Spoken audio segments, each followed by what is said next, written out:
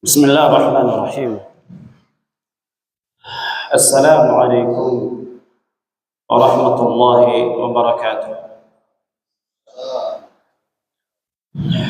إن الحمد لله نحمده ونستعينه ونستغفره ونعوذ به من شرور أنفسنا ومن سيئات أعمالنا. من يهده الله فلا مضل له ومن يضلل فلا هادي له. أشهد أن لا إله إلا الله وحده لا شريك له إقرارا به وتوحيدا، وأشهد أن محمدا عبده ورسوله. يقول الله تبارك وتعالى في كتابه الكريم: يا أيها الذين آمنوا اتقوا الله حق تقاته ولا تموتن إلا وأنتم مسلمون. يا أيها الناس اتقوا ربكم الذي خلقكم من نفس واحدة وخلق منها زوجها وبث منهما رجالا كثيرا ونساء،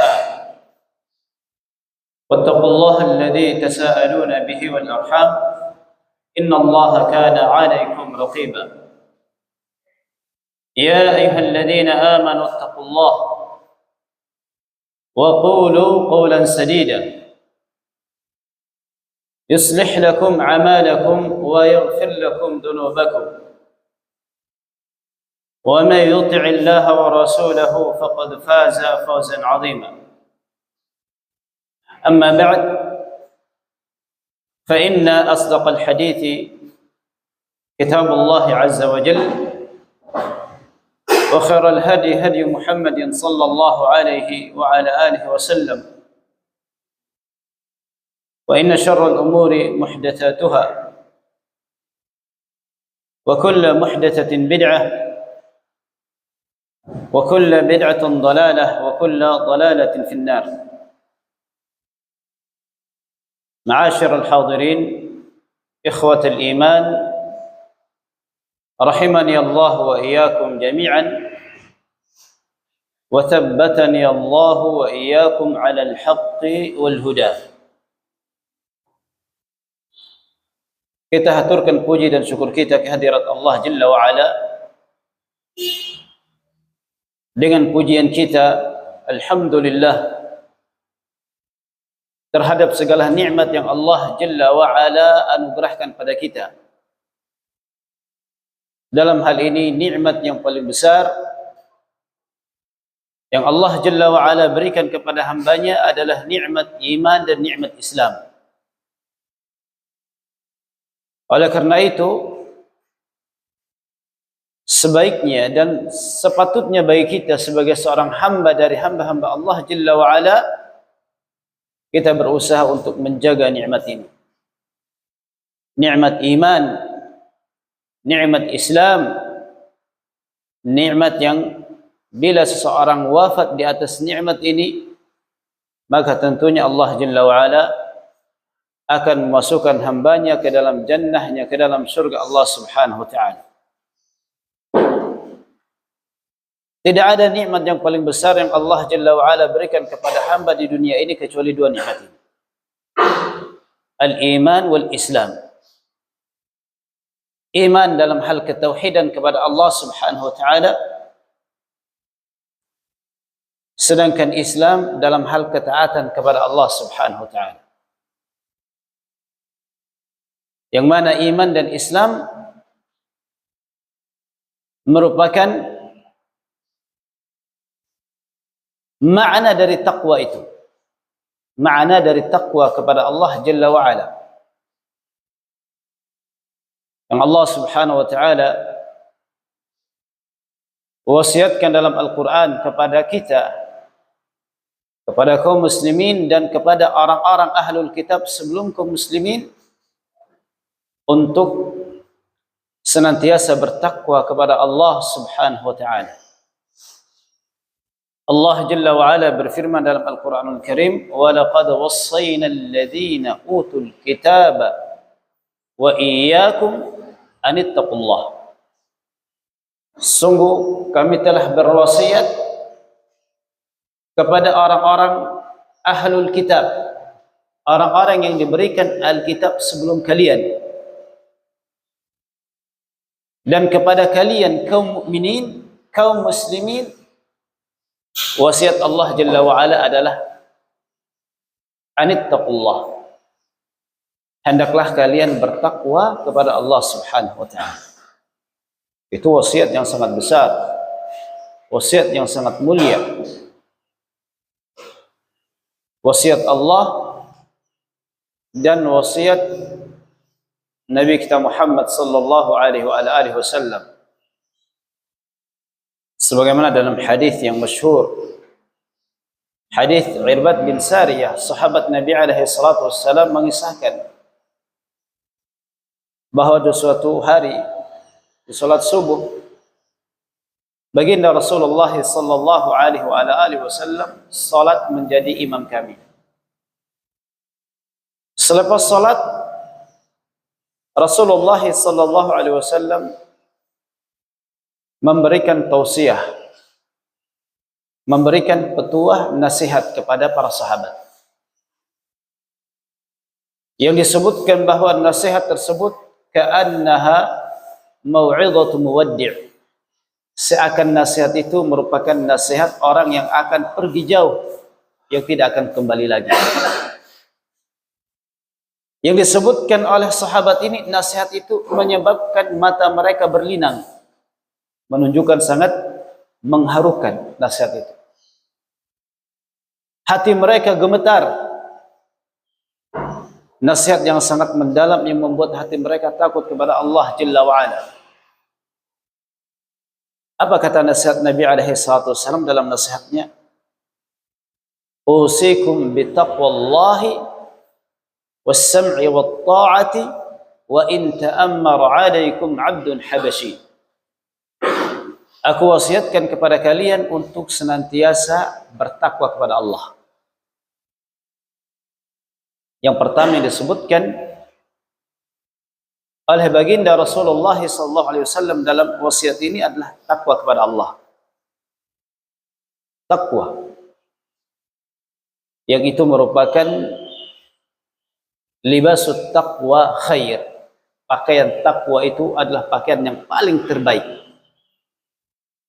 Ya bani Adam, qad anzalna ilaikum libasan yuwari sawatikum wa risha wa libasut taqwa dzalika khair.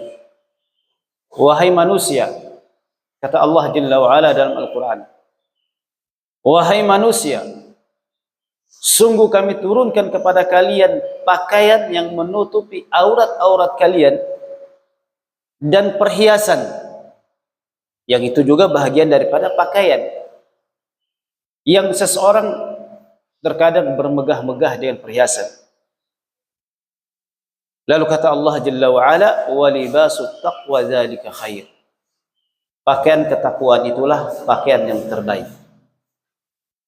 Sehingga ma'asyarul muslimin, ma'asyarul hadirin, ikhwatul iman, rahimani Allah wa iyyakum jami'an, hendaklah kita senantiasa memakaikan diri kita ini dengan pakaian takwa, yaitu menjalankan perintah Allah Subhanahu wa taala dan menjauhi segala yang dilarang oleh Allah Jalla wa'ala. Itulah makna taqwa, sebagaimana yang telah datang pengertiannya dari sejumlah para ulama dari kalangan salaf maupun para ulama khalaf sampai di masa ini. Yang inti daripada taqwa ialah ittikhadul wiqayah, membuat sebuah perisai atau tameng yang dapat melindungi dirinya dari siksa Allah Jalla wa'ala dan murka Allah Subhanahu wa ta'ala. Itulah makna taqwa dari kesimpulan makna-makna yang disebutkan oleh para ulama.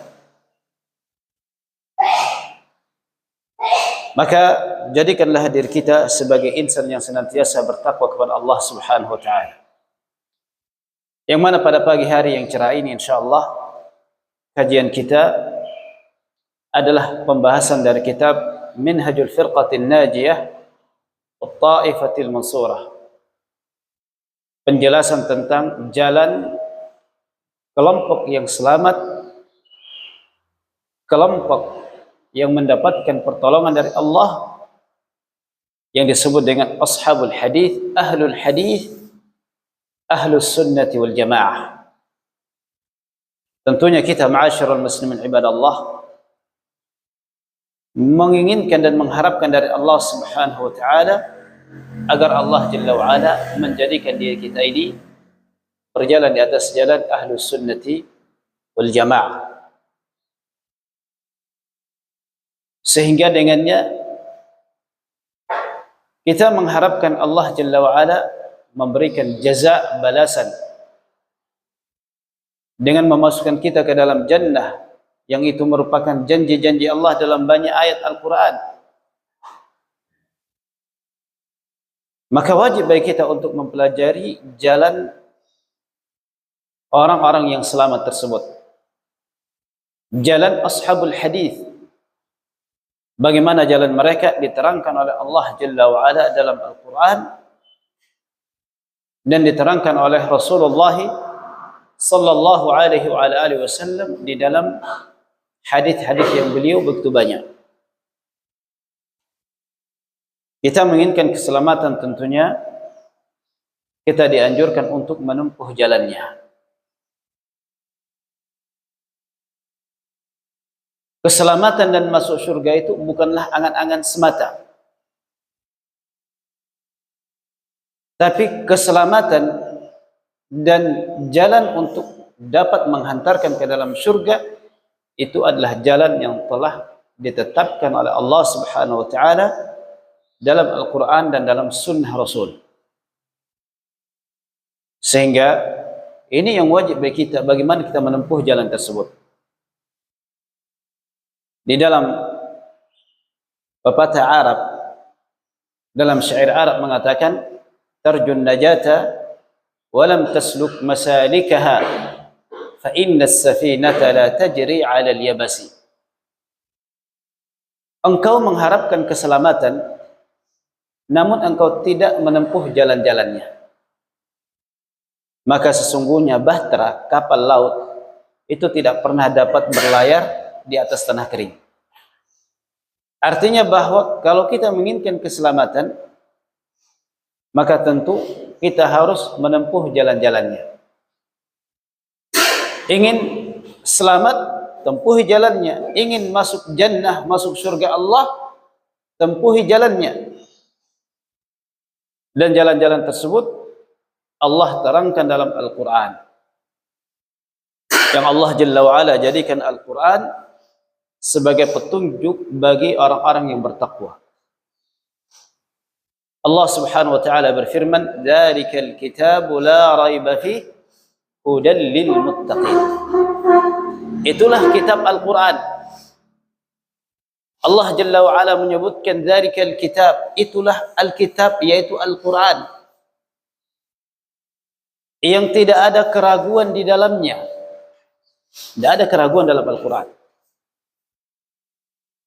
Tidak saling berkontradiksi dan tidak ada keraguan sama sekali, sebab semuanya adalah hak, datang dari Allah Subhanahu wa taala. Hudan lil muttaqin, merupakan petunjuk bagi orang-orang yang bertakwa. Allah Subhanahu wa taala di dalam ayat yang mulia ini mensifatkan Al-Quran sebagai huda, petunjuk.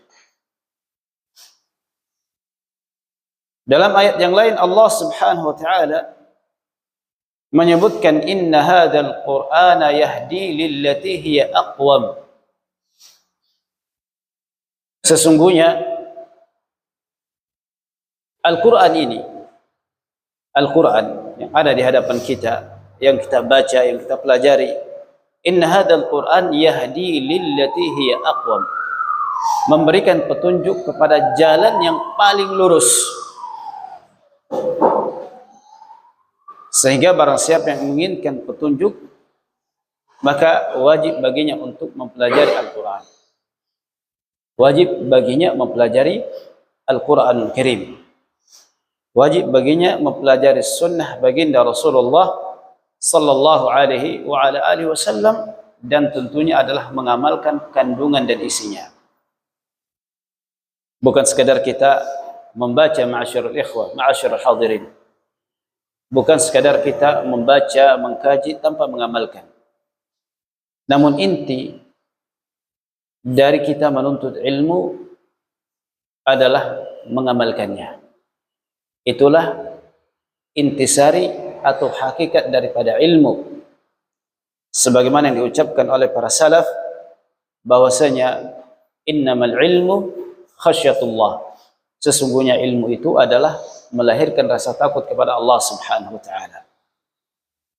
Bukan dengan banyaknya hafalan, bukan dengan banyaknya kitab-kitab, buku-buku yang dikoleksi, ya. Tapi ilmu yang sejati adalah membuahkan takut kepada Allah, menambah iman dan takwa kepada Allah. Berkata Abdullah bin Abbas radhiyallahu taala anhuma, sahabat Nabi sallallahu alaihi wasallam yang masyhur, yang disebut sebagai turjumanul Quran, penafsir Al-Quran. Kata beliau radhiyallahu taala anhuma, dhaminallahu liman qara'a al-Qur'ana wa 'amila bima fihi alla yadhilla fid dunya wa la yashqa fil akhirah. Allah telah menjamin bagi orang yang membaca Al-Quran dan mengamalkan kandungannya. Ya, ini Allah menjamin bagi mereka yang mengkaji, mempelajari Al-Quran, tapi disertai dengan mengamalkan kandungannya, mengamalkan isinya. Jaminannya, kata beliau, alla yadhilla fid dunya wa la yashqa fil akhirah. Maka dia tidak akan tersesat di dunia dan tidak akan sengsara di akhirat. Maknanya bahwa di dunia di atas petunjuk, di akhirat dia masuk ke dalam jannah, ke dalam surga.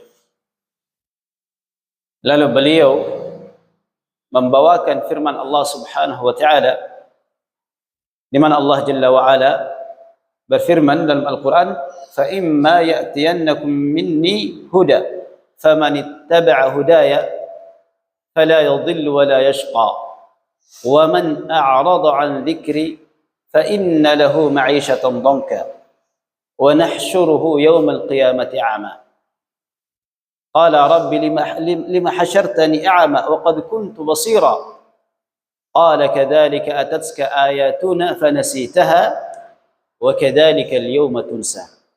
Kata Allah Jalla wa Ala dalam Al-Quran, bila mana datang kepada kalian petunjuk dariku, maka barang siapa yang mengikuti petunjukku, fala yadhillu wala yashqa, maka dia tidak akan tersesat dan tidak akan sengsara. Jadi Allah Jalla wa Ala menyebutkan bahwa ketidaktersesatan dan ketidaksengsaraan itu syaratnya adalah mengikuti petunjuk Allah Subhanahu wa taala. Faman ittaba' hudaya fala yadhillu wala yashqa. Maka siapa yang mengikuti petunjukku, maka dia tidak akan sengsara dan tidak akan tersesat. Wa nahsyuruhu yaumal qiyamati a'ma. Dan kami akan bangkitkan dia pada hari kiamat dalam keadaan buta. Lalu dia mengatakan, ya Allah, mengapa engkau bangkitkan, mengapa engkau himpun kami dalam keadaan buta? Dalam keadaan dahulu saya itu seorang yang melihat. Maka Allah Jalla wa'ala mengatakan, seperti itulah datang kepadamu ayat-ayat kami, datang kepadamu keterangan-keterangan dari kami, fanasitaha, lalu engkau melupakannya. Wa kadzalikal yauma tunsa, maka pada hari ini, pada yaumul qiyamah, hari ketika manusia dibangkitkan, engkau menjadi seorang yang terlupakan. Waliyadu billah. Semoga Allah Jalla wa'ala senantiasa memberikan pada kita taufiknya dengan menjadikan Al-Quran dan sunnah baginda Nabi alaihi salatu wassalam sebagai penyejuk hati kita, sebagai dustur pedoman di dalam kehidupan kita di dunia ini.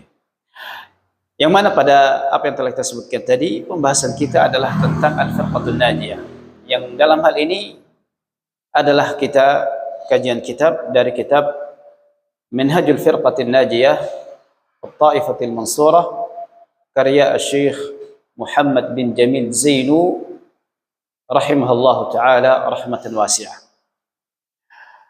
Syekh Muhammad bin Jamil Zainu rahimahullah merupakan seorang sosok alim ulama dari ulama Ahlus Sunnah di masa kini. Beliau sudah wafat rahimahullah, yang banyak menulis karya-karya dan buku yang mengajak kepada tauhid, yang menjelaskan tentang tauhid.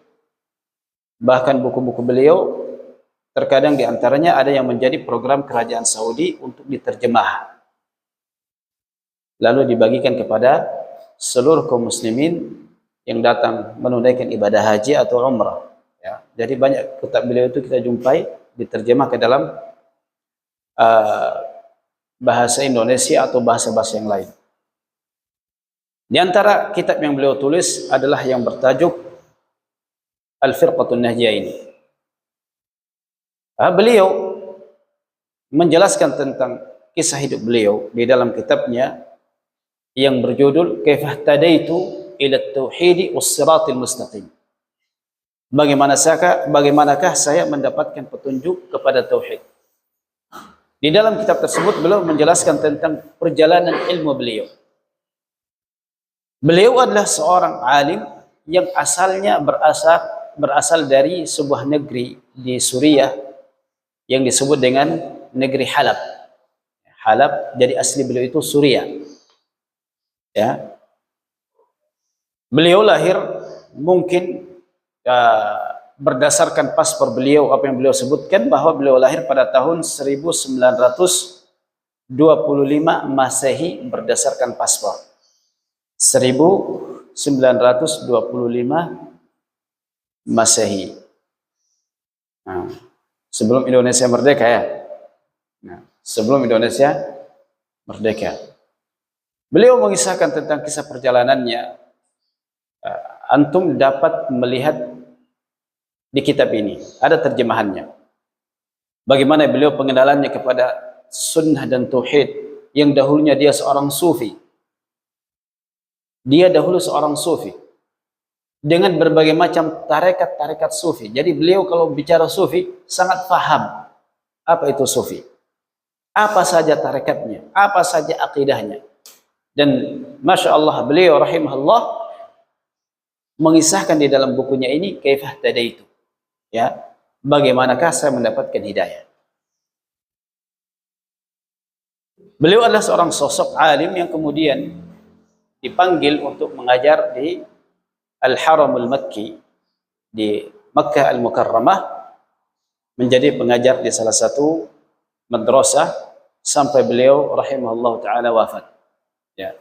Mengajarkan tentang tauhid, tentang sunnah dan berbagai macam tentang ilmu-ilmu Islam sebagai bentuk khidmat, pelayanan terhadap agama Allah Subhanahu wa taala, terhadap Islam. Ini kita sebutkan sedikit dari apa yang disebutkan tentang biografi beliau. Beliau seorang sosok alim yang masyhur yang terkenal dalam karya-karya tulis beliau. Di antara karya tulis beliau adalah Minhajul Firqatin Najiyah wa Taifatil Mansurah. Jalan kelompok yang selamat dan golongan yang mendapatkan pertolongan dari Allah Subhanahu wa taala. Sebelum kita masuk di dalam pembahasan-pembahasan yang disebutkan oleh beliau rahimahullah ta'ala, kita terlebih dahulu membaca muqaddimah dalam kitabnya ini, pendahuluan yang beliau menerangkan tentang sebab kenapa beliau menulis kitab ini. Kata beliau rahimahullah ta'ala, bismillahirrahmanirrahim, innal hamdalillah nahmaduhu wa nasta'inuhu wa nastaghfiruh ونعوذ بالله من شرور أنفسنا وسيئات أعمالنا من يهده الله فلا مضل له ومن يضلل فلا هادي له وأشهد أن لا إله إلا الله وحده لا شريك له وأشهد أن محمدا عبده ورسوله. Beliau memulai dengan bismillah, dengan dilanjutkan dengan khutbatul hajah.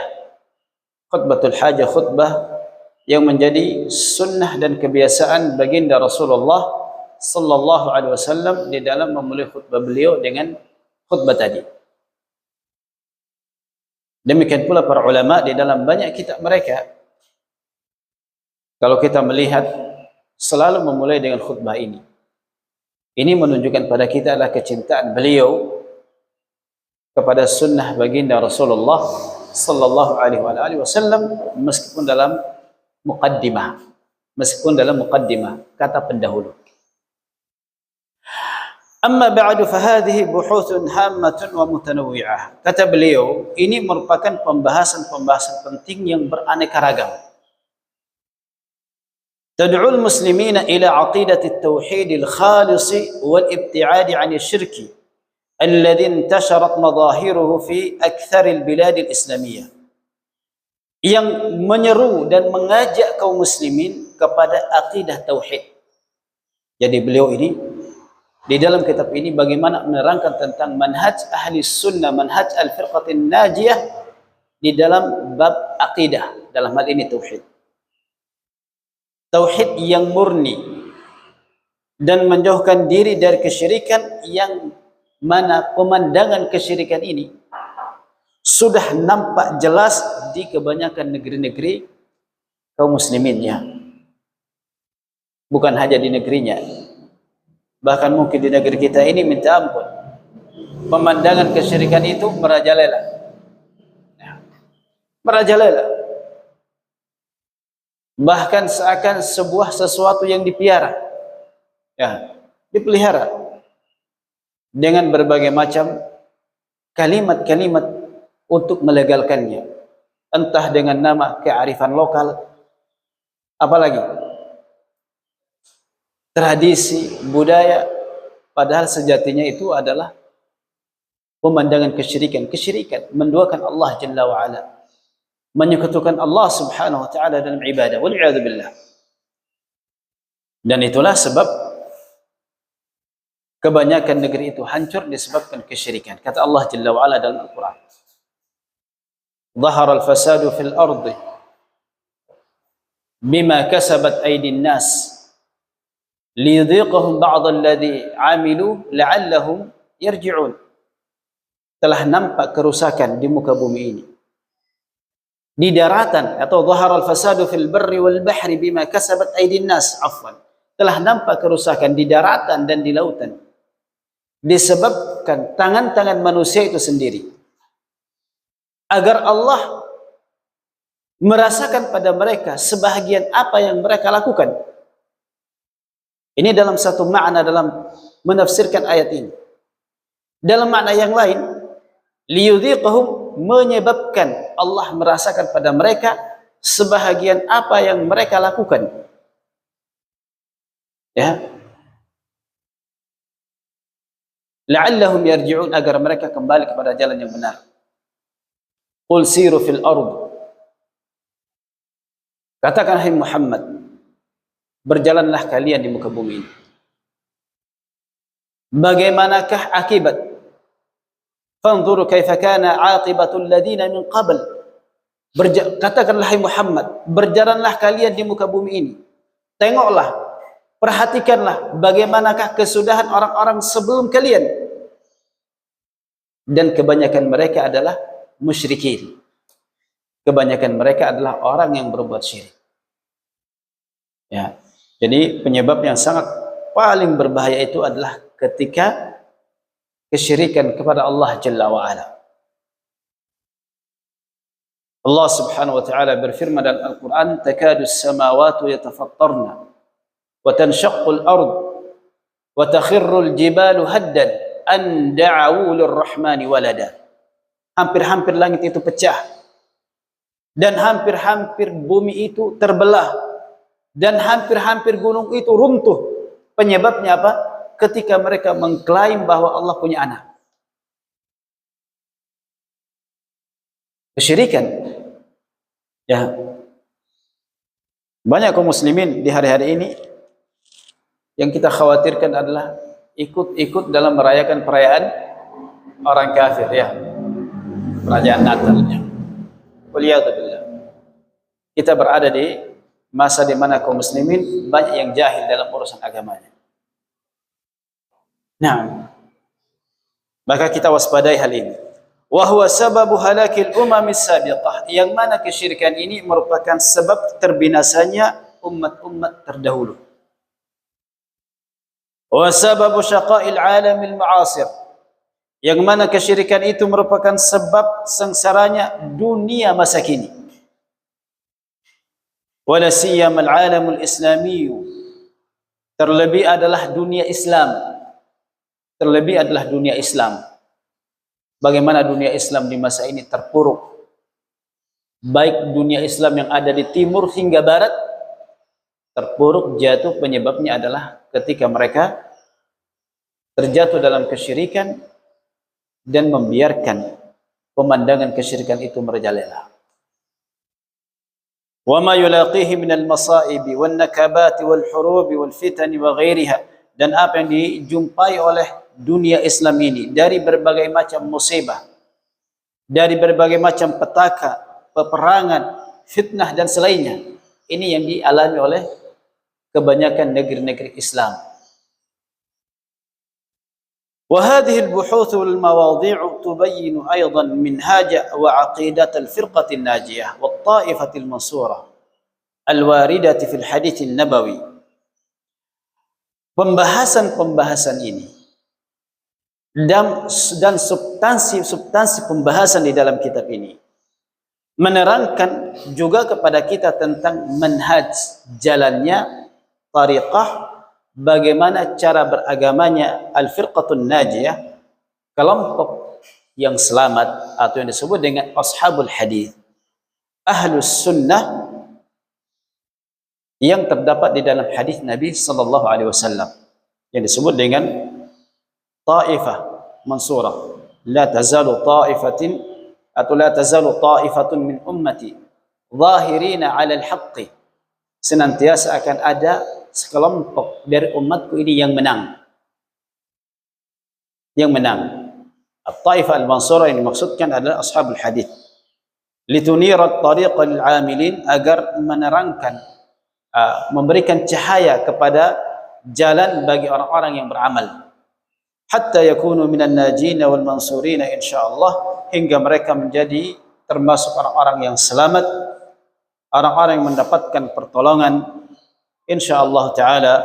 Wallahu as'alu an yanfa'a bihal muslimin, kepada Allah saya mohon agarnya Allah memberikan manfaat dengan risalah ini kepada kaum muslimin, wa yaj'alaha khalisatan liwajhil karim, dan semoga Allah menjadikannya murni ikhlas karena wajah Allah Subhanahu wa taala. Ditulis oleh Muhammad bin Jamil Zainu rahimahullahu taala. Itu adalah muqaddimah yang disebutkan oleh beliau di dalam kitab ini. Lalu beliau rahimahullahu taala mulai menjelaskan satu persatu bab-bab, sub-sub pembahasan di dalam risalah beliau. Yang pertama adalah al-firqatun najiyah. Apa itu al-firqatun najiyah? Apa itu manhaj al-firqatun najiyah? Siapa itu al-firqatun najiyah?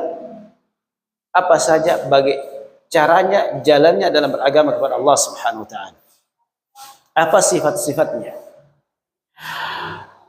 Qala Allah Ta'ala, Allah Subhanahu wa taala berfirman dalam Al-Qur'an menjelaskan tentang sifat al-firqatun najiyah. Sifat golongan yang selamat itu seperti apa? Agar kita menempuh jalan itu menjadi orang yang selamat.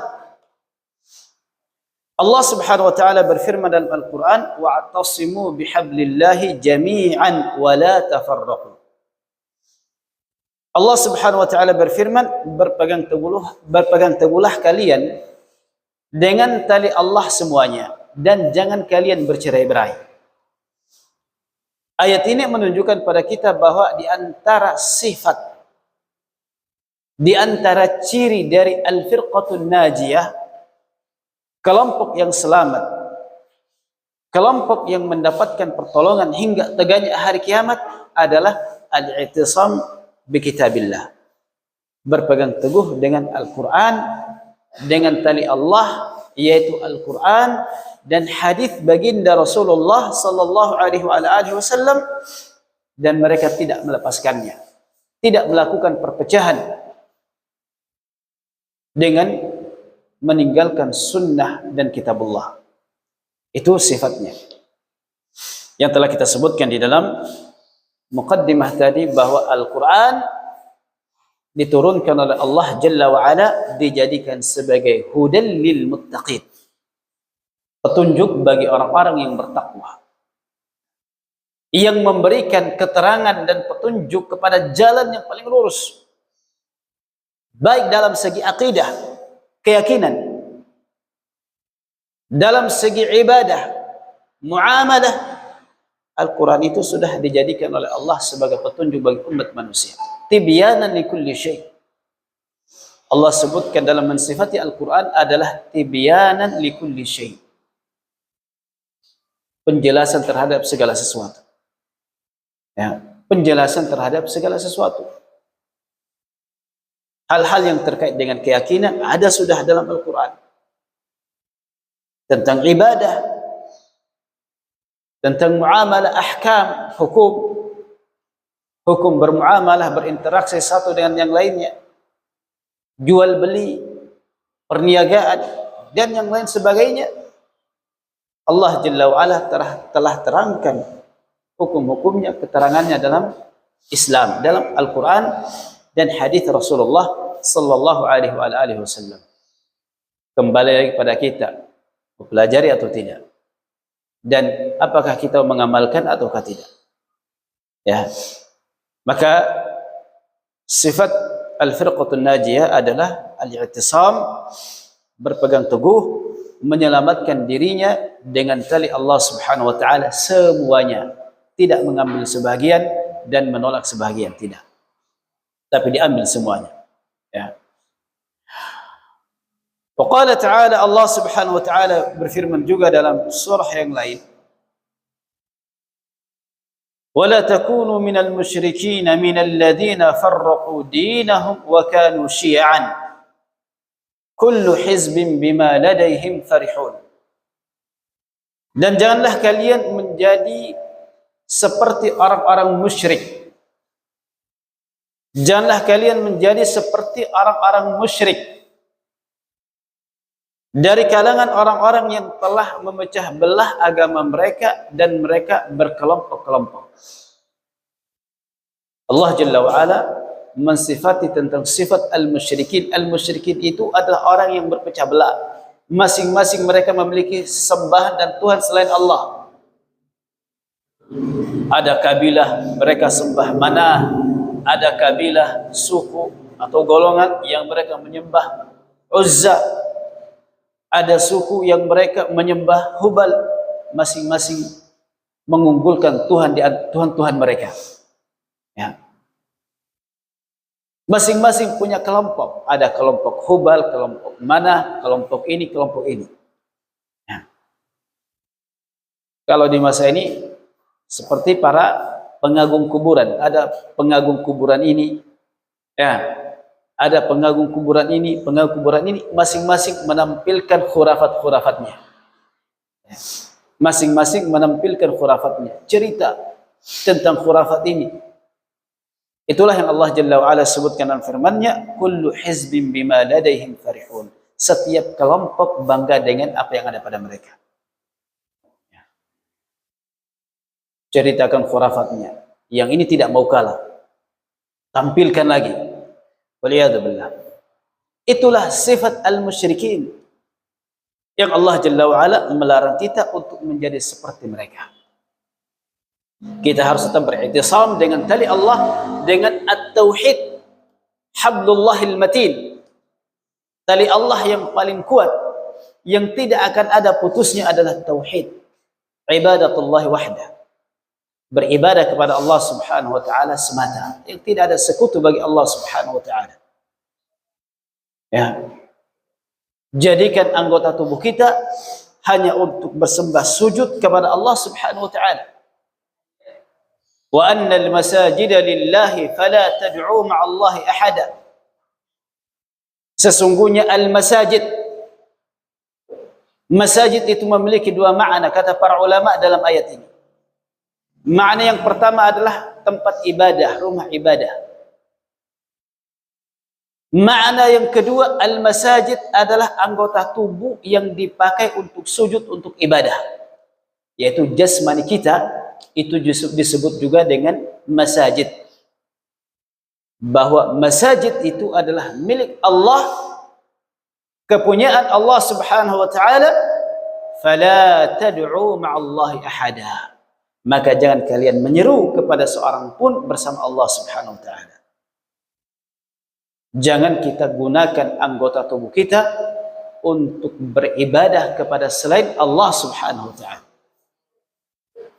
Jangan kita jadikan diri kita untuk sujud dan berdoa kepada selain Allah, sebab doa, sujud itu adalah milik Allah Subhanahu wa taala semata, dan ibadah-ibadah yang lainnya.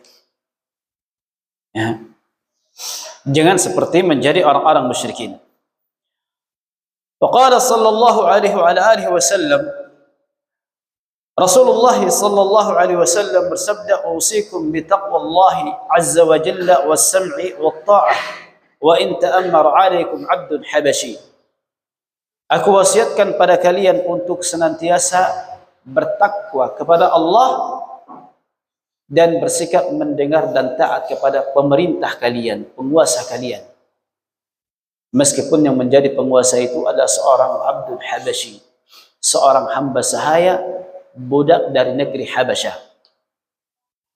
Ya.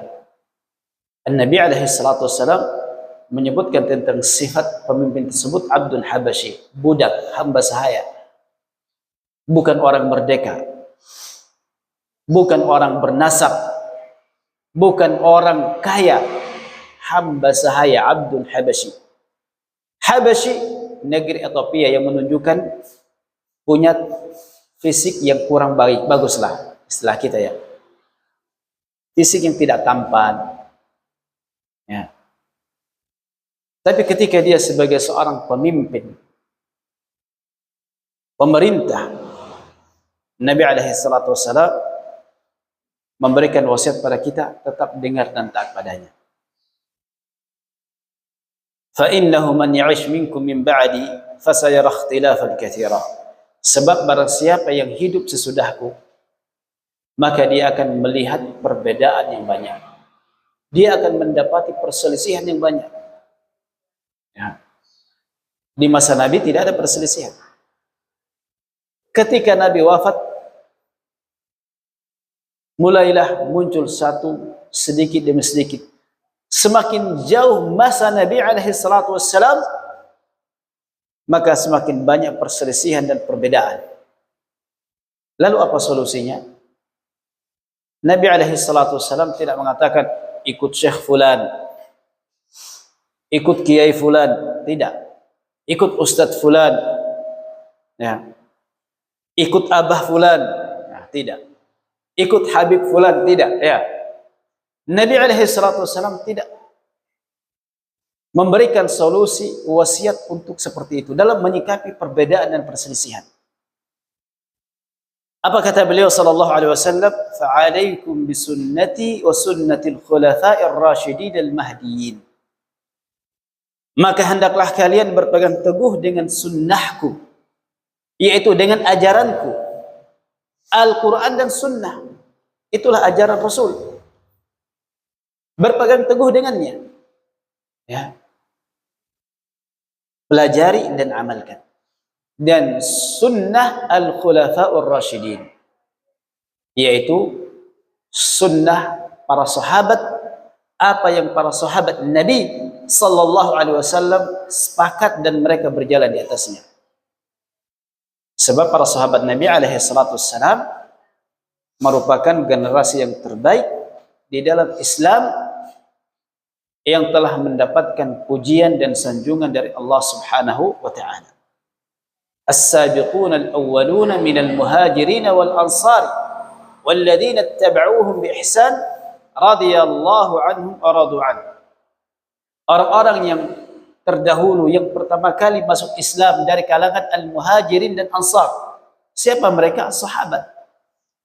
Ya. Muhajir dan ansar itu adalah sebutan keistimewaan kepada para sahabat Nabi alaihi salatu wassalam. Dan orang-orang yang mengikuti mereka dengan baik, kata Allah Jalla wa Ala, Allah ridha mereka dan mereka pun ridha kepada Allah Subhanahu wa taala. Dan Allah siapkan bagi mereka surga yang mengalir di bawahnya sungai-sungai. Ya. Itu pada para sahabat Nabi. Dalam hadis Rasul alaihi salatu wassalam menyebutkan mereka sebagai khairun nasi qarni. Sebaik-baik generasi adalah generasiku, yaitu para sahabat. Itulah tariqatus salaf di dalam agama. Tariqah ahlus sunnah adalah berpedoman dengan kitabullah dan sunnah, jadi sunnah Rasul dan sunnah apa yang di atasnya para sahabat Nabi alaihi salatu wassalam. Kata Abdullah bin Abbas, kata Abdullah bin Mas'ud radhiyallahu taala anhu, Abdullah bin Mas'ud sahabat Nabi, beliau mengatakan, man kana minkum mustannan falyastanna biman qad mata fa innal hayya la tu'manu alaihi alfitnah. Barang siapa di antara kalian yang hendak mencontoh, barang siapa di antara kalian yang hendak menauladani, maka hendaklah dia menauladani, mencontohi orang yang telah mati. Ya, siapa yang mereka telah mati di sini, kata beliau adalah, ya, fa innal hayya la tu'manu alaihi fitnah, karena orang hidup itu tidak aman dari fitnah. Orang hidup tidak aman dari fitnah. Boleh jadi sekarang di atas petunjuk, boleh jadi di hari esok menyimpang, sesat. Boleh jadi dia masih muslim, boleh jadi ya mungkin hari-hari ini dia muslim, boleh jadi di hari esok dia kufur, jadi kafir. Fa innal hayya la tu'manu alaihi fitnah. Karena orang hidup itu tidak aman dari fitnah. Siapa mereka yang telah mati di sini? Kata beliau radhiyallahu taala anhu, adalah ulaika ashabu Rasulillah sallallahu alaihi wasallam. Mereka adalah para sahabat Rasulullah. Para sahabat. Ya, ini kalau kalian hendak mencontoh, contohi para sahabat. Ya. Karena mereka adalah wa kanu abarra hadhihi al-ummah quluban. Mereka adalah umat yang paling terbaik hatinya. Wa a'maqaha ilman, yang paling dalam ilmunya. Wa aqallaha takallufan, yang paling sedikit di dalam memberat-beratkan diri mereka. Itu para sahabat. Tamassaku bima saru alaihi, kata beliau, pegangi apa yang mereka berjalan di atasnya, gigitlah apa yang mereka berjalan di atasnya dengan gigi geraham kalian, disebabkan mereka dipilih oleh Allah Subhanahu wa taala untuk menjadi sahabat nabinya sallallahu alaihi wa alihi wasallam. Itulah para sahabat. Dan ini termasuk di antara sifat al-firqatun najiyah, adalah mereka beragama di dalam memahami agama Allah Subhanahu wa taala dengan berjalan di atas apa yang difahami oleh para sahabat ridwanullahi alaihim ajma'in. Fa'alaikum bisunnati wa sunnatil khulafa'ir rasyidin al-mahdiyyin wa tamassaku biha wa 'addu 'alaiha bin nawajid. Pegangilah dan gigitlah dengan gigi geraham kalian, wa iyyakum wa muhdatsatil umur, dan jauhilah kalian terhadap perkara-perkara yang baru.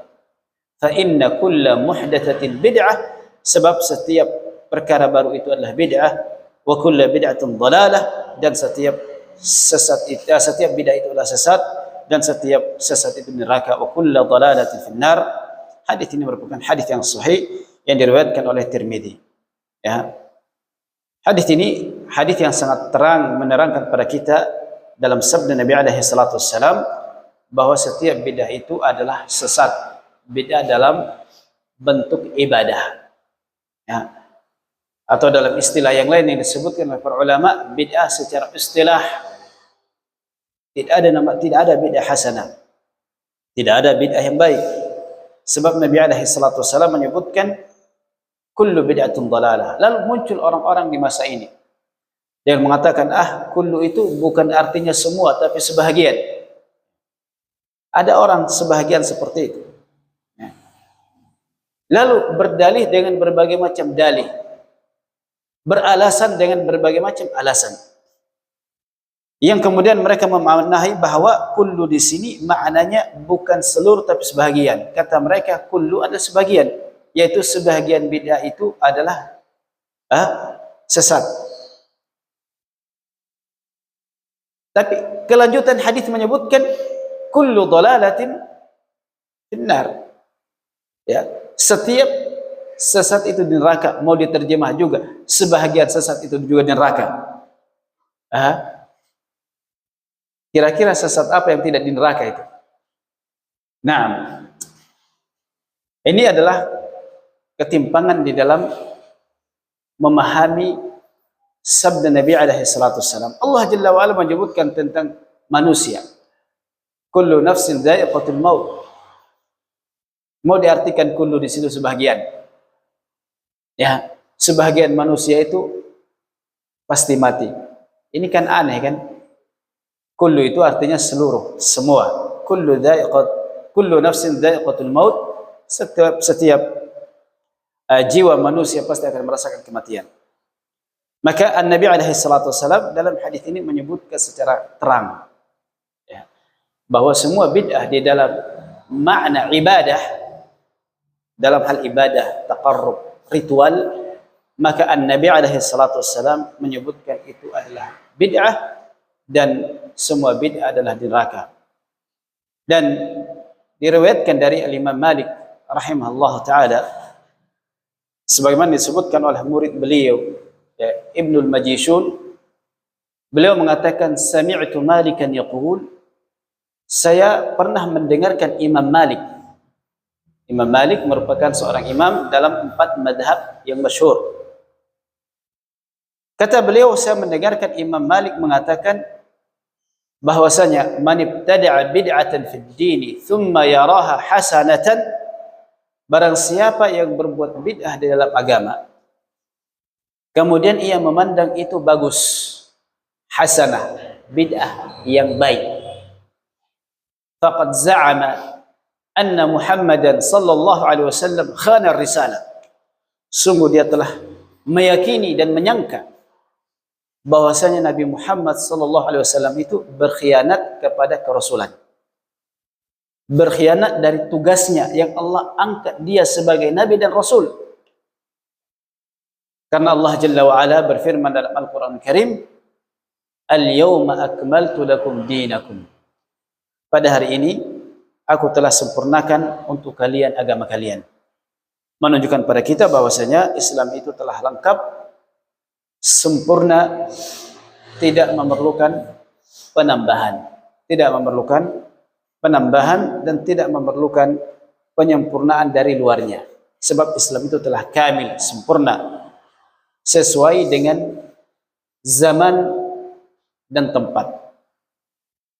Dari zaman dahulu sampai zaman sekarang ajaran Islam itu sesuai, ya, tidak menyusahkan dan tidak memberatkan, sesuai.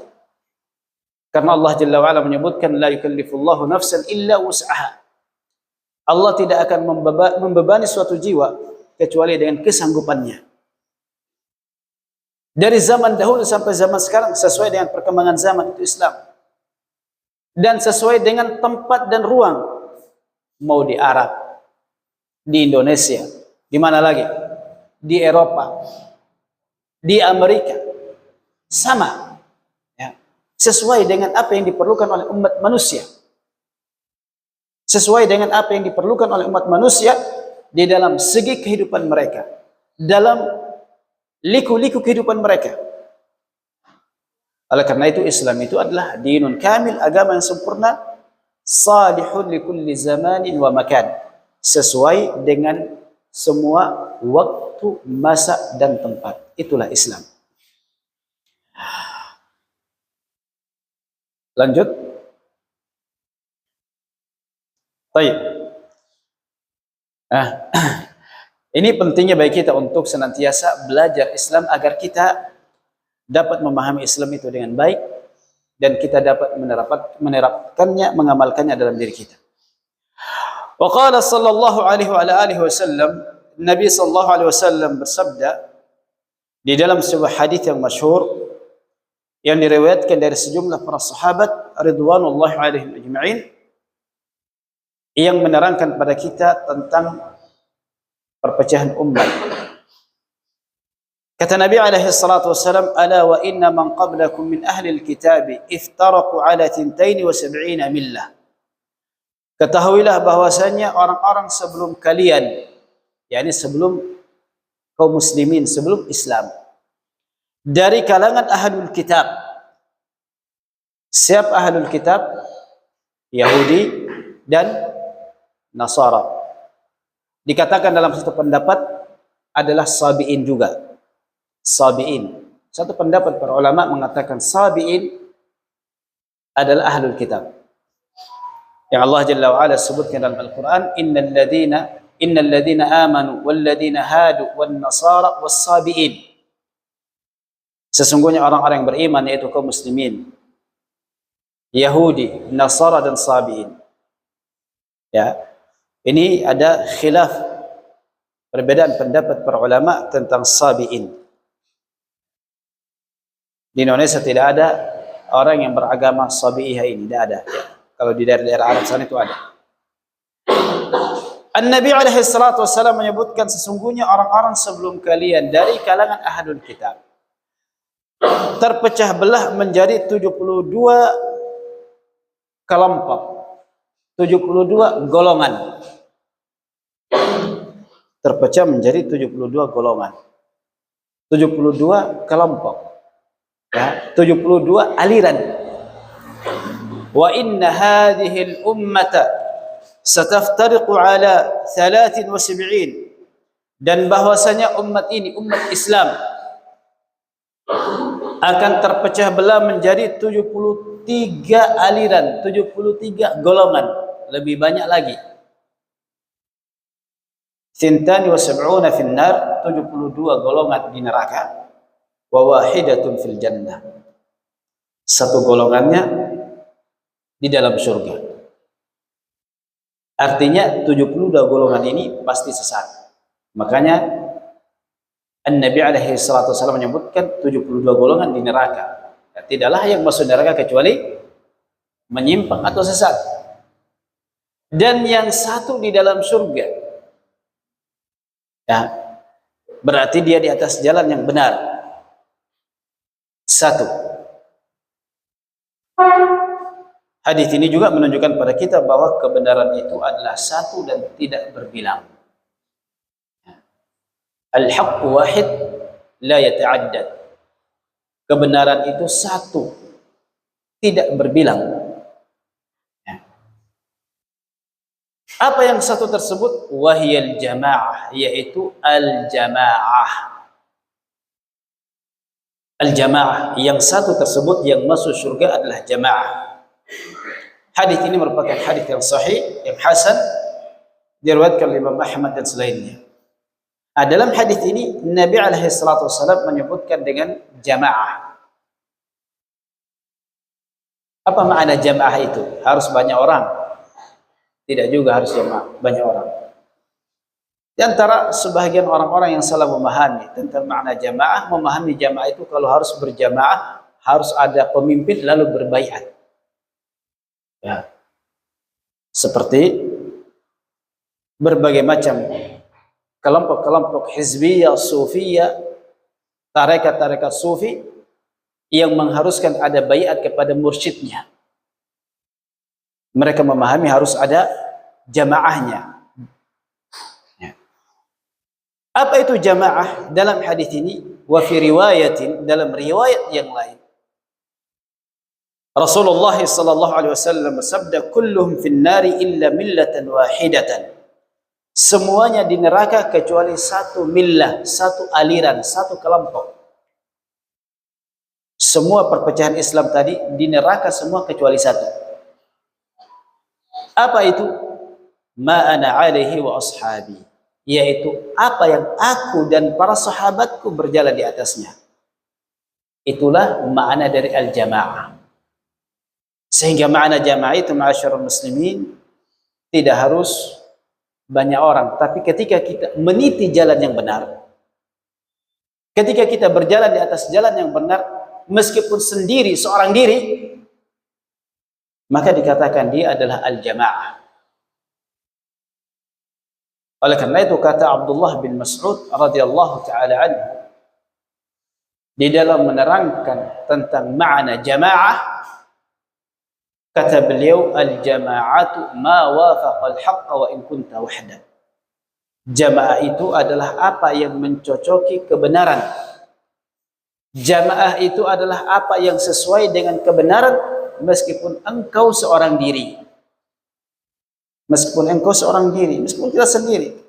Ya, kalau kita berjalan di atas bimbingan kebenaran, di atas kitabullah dan sunnah Rasulullah, maka itulah makna jamaah, dan itulah firqatun najiyah atau kelompok yang satu, yang selamat, yang disebutkan di dalam hadis ini.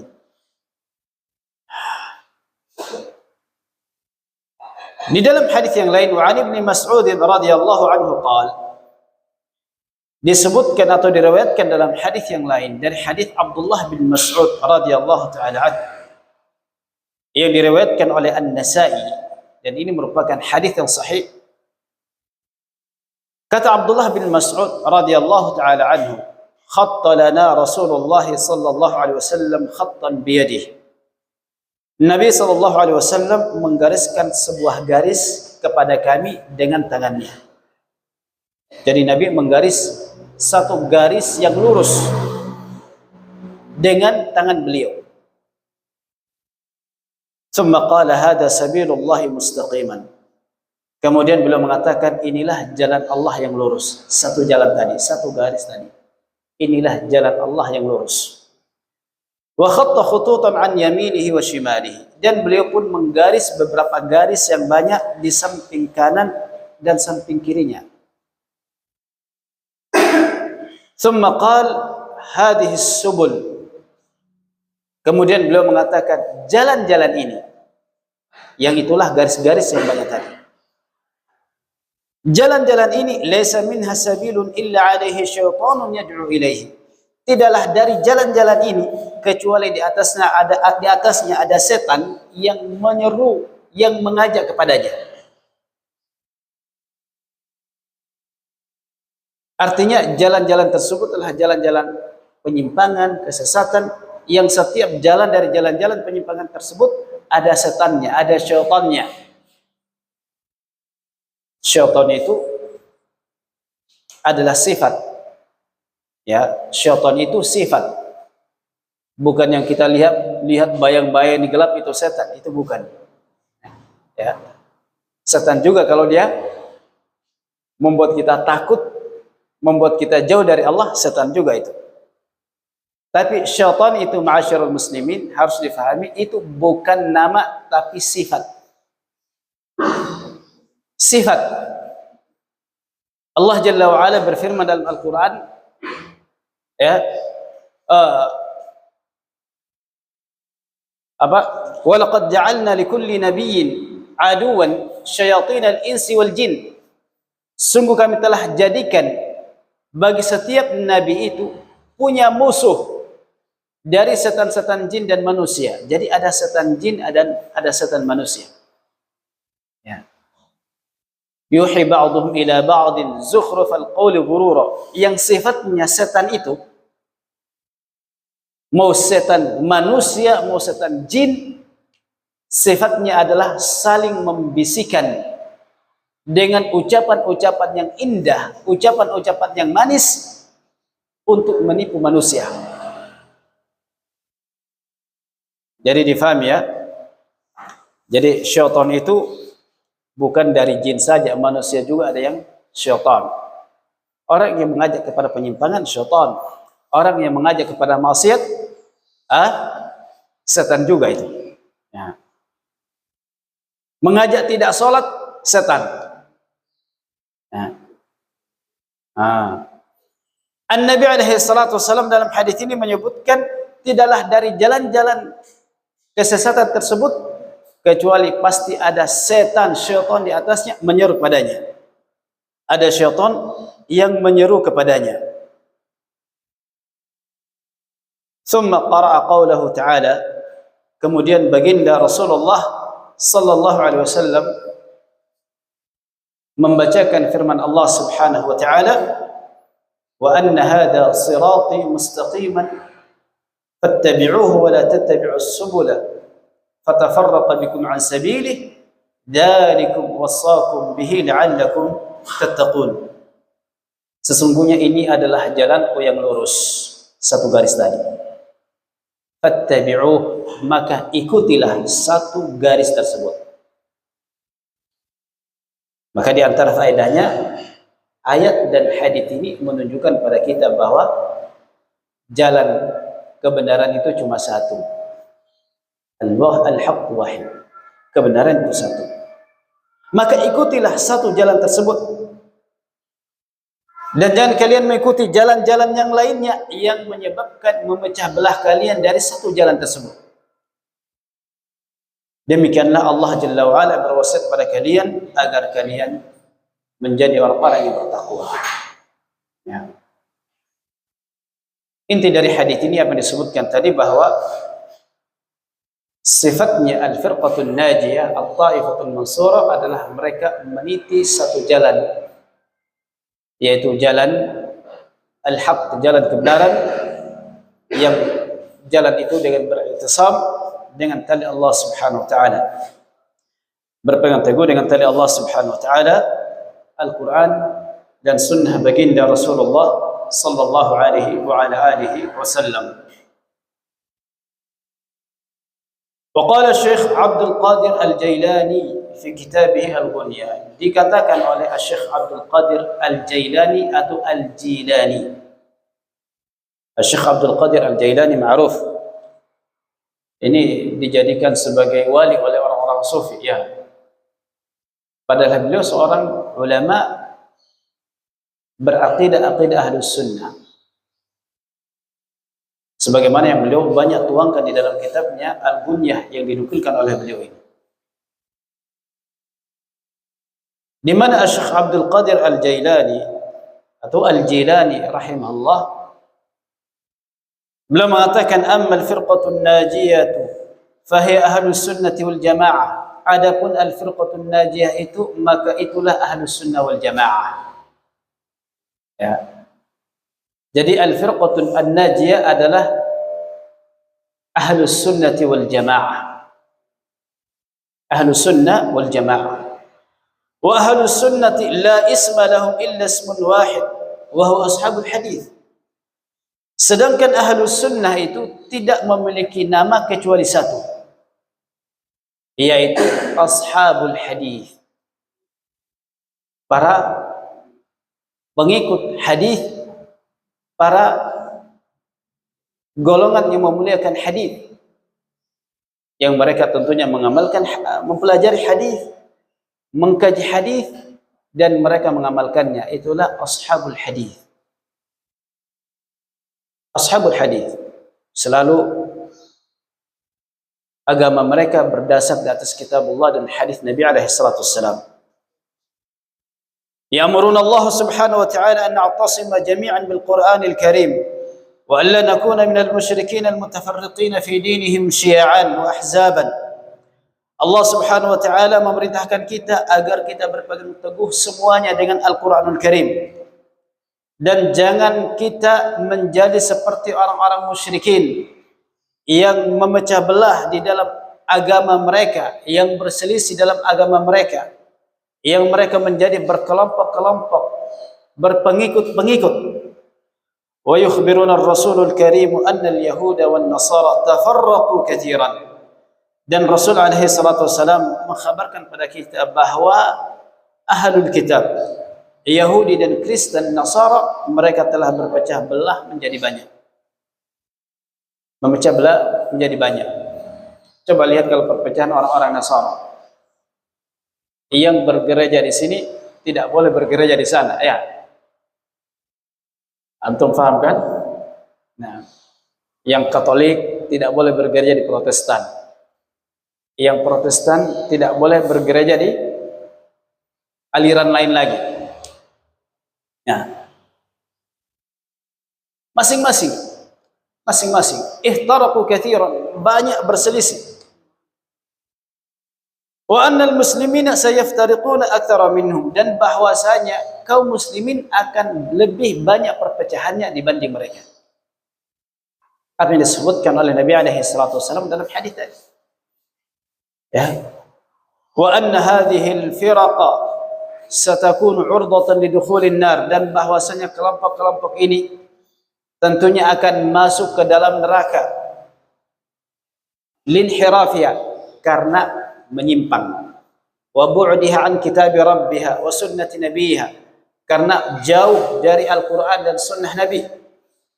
Wa anna firqatan najiyatan wahidah minha satadkhulul jannah, dan bahwa satu kelompok yang selamat yang disebut dengan ahlus sunnah, ashabul hadith, itulah yang akan masuk surga. Wahiyal jama'atul mutamassikatu bil kitabi was sunnati sahihah, dan itulah al-jamaah yang disebutkan dalam hadis tadi. Al-jamaah yang berpegang teguh dengan Al-Qur'an dan sunnah yang sahih, wa amali ashabi ar-rasul sallallahu alaihi wasallam, dan berpegang teguh dengan amalan praktek para sahabat Nabi alaihi salatu wassalam. Allahumma ij'alna minal firqatin najiyah. Ya Allah, jadikanlah kami termasuk dari al-firqatun najiyah. Wa waffiqil muslimina li an yakunu minha, dan ya Allah berikanlah taufik kepada kaum muslimin agar mereka menjadi bahagian dari al-firqatun najiyah. Oleh karena itu kita mohon kepada Allah Subhanahu wa taala dan berdoa kepada Allah Jalla wa ala, semoga Allah Subhanahu wa taala menjadikan kita sebagai golongan al-firqatun najiyah sampai kematian datang menjemput kita. Allah taala alam shawab. Saya kira cukup kajian kita pada pagi hari ini. Semoga memberikan manfaat, dan insyaallah kita lanjutkan pada pertemuan berikutnya. Wa akhirul kalam wa akhiru da'wana alhamdulillahirabbil alamin. Assalamualaikum warahmatullahi wabarakatuh.